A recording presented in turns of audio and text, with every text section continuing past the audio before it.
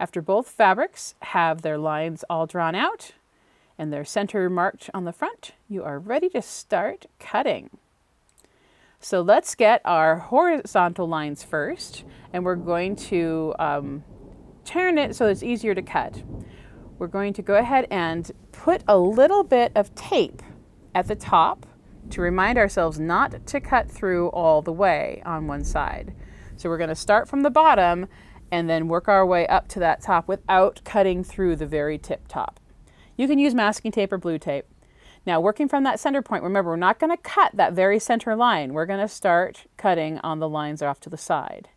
And this is the fun part. We're actually going to do what's called a wonky cut, where you're just going to weave back and forth across that drawn line. And you can just carefully hold the bottom with your fingers, making sure that you're nowhere near the rotary blade. The piece will move a little bit as you go. If you end up cutting all the way through, that's not a tragedy. We can use a little bit of tape to hold it together until we are ready to use it. You can also base your bottom with a little bit more tape at the bottom to help hold it without having your fingers near the rotary blade. Know your level of comfort and work carefully. Don't stress about, how you're going to cross that line. Remember that because you're making the cut, those pieces will fit back together perfectly. All right. Now that we have our first piece with the wavy lines cut, I call this the hula skirt. And we can put this off to the side and grab our batting. So we've got our batting placed down. Now I'm going to peel the fusible web off of the back of our weaving fabric that we've just cut. And this is going to be a little bit of an octopus, but once you get this wrestling match done, you'll be set. Here's another reason why I don't like to use the Steam-A-Seam product for this particular technique, because it's very sticky. It will stick to everything before you want it to. So by using a fusible that doesn't have that tacky quality, it'll make your life a lot easier. You just want to lay that fabric onto the batting as if you haven't cut it. So just get it nice and flat with all the pieces put back together, laying down nicely next to one another.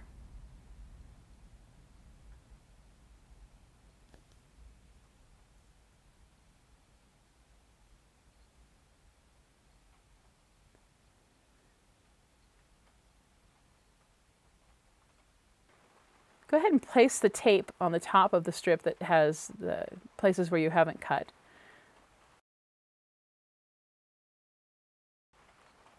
So you find that center line, and then we're going to take alternate strips. So leave one, pull one up, leave the next one, pull one up, leave the next one, pull one up, just to that center marking. Now we're ready to cut our other fabric. So now we have our second weaving fabric with the vertical drawn lines, and we're going to cut in these sections now. Again, ignoring that squiggle center point, we're going to do our wavy cut over the opposite side. Now we're going to be working in halves. So first I'm going to cut the half off and then just put this one off to the side, and then I'm going to continue cutting just one side. In the book, she talks about numbering and having numbers on each piece so that you know where they go. I find it much easier to not have to mark so much. So what I do is I do my cuts like this, and I'll lay them back out in the order that they go so that I don't have to worry about having too many things marked or trying to figure out which piece goes with the puzzle. This way it's all laid out right in front of me and I don't have to do any guesswork. Again, keep your fingers away from the blade. So now we're just going to turn the pieces over, making sure that we are doing them in the same direction so that they do not get switched or disoriented when you are putting your piece back together. So move your weaving, your other fabric that's on the batting around. And then taking the center cut, we're going to march up those center lines again. So you'll have that little bit of a marking. I'm using chalk, but you can see that tiny little mark of chalk there as my center line. And then I'm going to match that up with the center line from the other fabric. That way I know that I'm working in the center from both. And I'm just going to lay this down so that it matches up.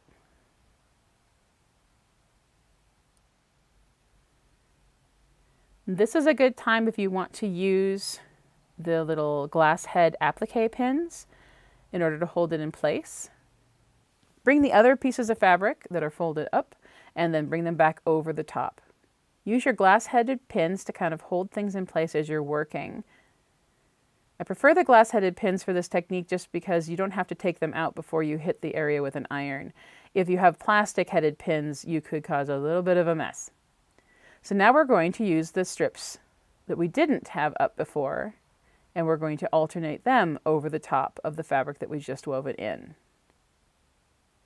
Take the next piece, remove the fusible, making sure that you're keeping the same orientation that you just had. It's sometimes easy to get yourself turned around, but you'll know if you put it down and it doesn't want to fit, it's probably backwards. So snug it up into those pieces so you have a nice, snug little tight fit. And then again, you'll move those weaving fabric 1 pieces down over the top.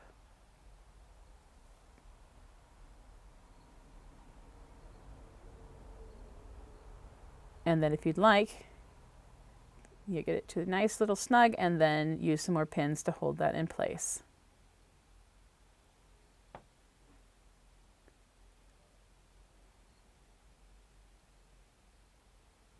And now with the magic of technology, we're going to speed things up a little bit. I'm going to continue doing exactly the same process where I am alternating strips on which ones are folded up and over. Snug that little piece in. Make sure everybody's happy, and then I'm going to take those and move them down. You're going to continue working in this way until we get to the very edge.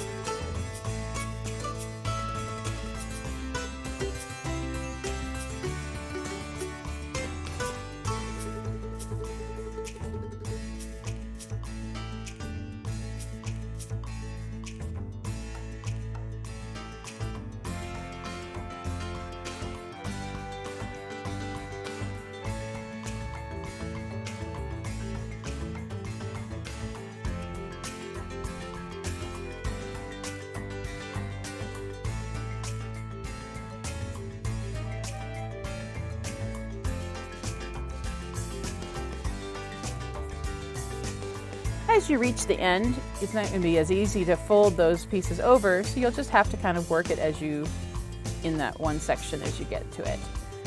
When you get your final piece in, the last one will just go over the top. Now we have a side done. If everything is looking good, you might carefully move this over to your pressing station and give it a nice little light tap with a hot iron. You don't have to fuse it down completely yet, but if you fuse it slightly, then you don't have to worry about it shifting as we work on the other side. To weave the second side, we're going to take that little piece of tape off and we're going to take some scissors and carefully snip those little bits that we didn't cut all the way through with the rotary cutter.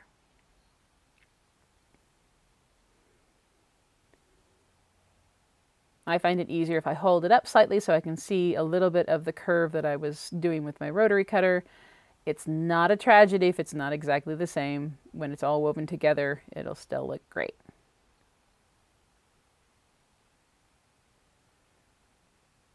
Once we get all of those snips made, we are going to do basically exactly the same thing that we did on the first side.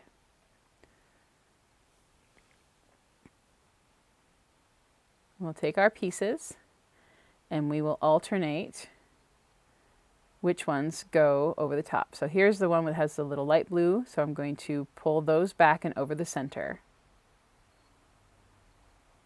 And now we're ready to get our other piece of weaving fabric and make the next series of cuts. So here's the piece that we cut off and put off to the side. So this is the orientation that is going to be fitting, so I'm going to continue cutting in this way, exactly as I did before. Nice little curvy cut across those lines till I have all of the pieces of my light blue fabric ready to be woven into the second side of our project.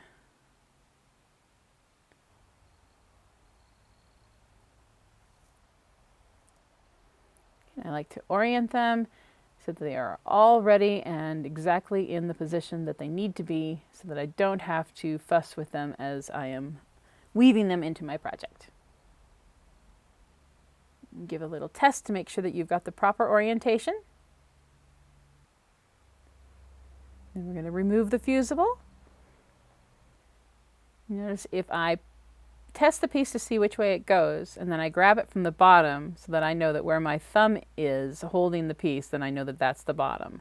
And that's one way that you can go about not having to worry about, is this the top or is that the top?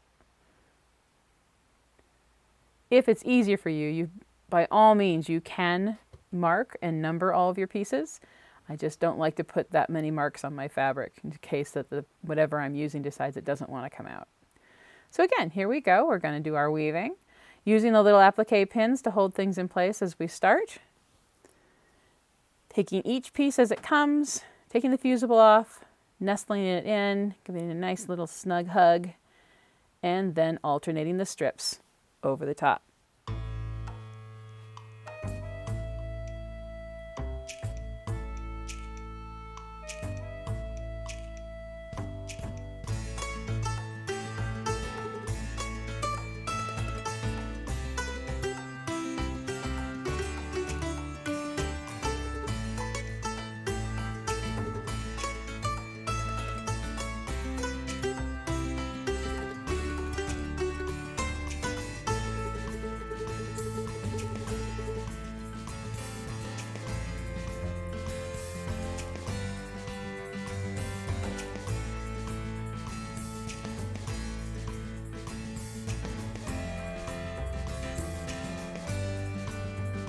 It's so much fun to see the patterns that start to emerge between the two fabrics playing together, especially as you get closer to the end.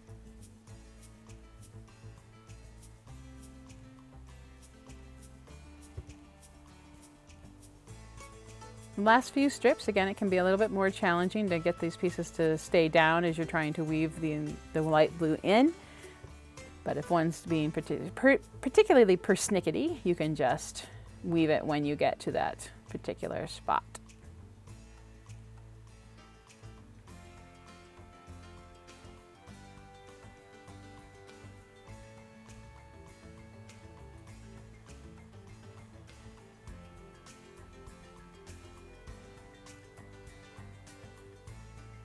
And again, the last piece that we have, we'll just go over the top to finish off that final edge.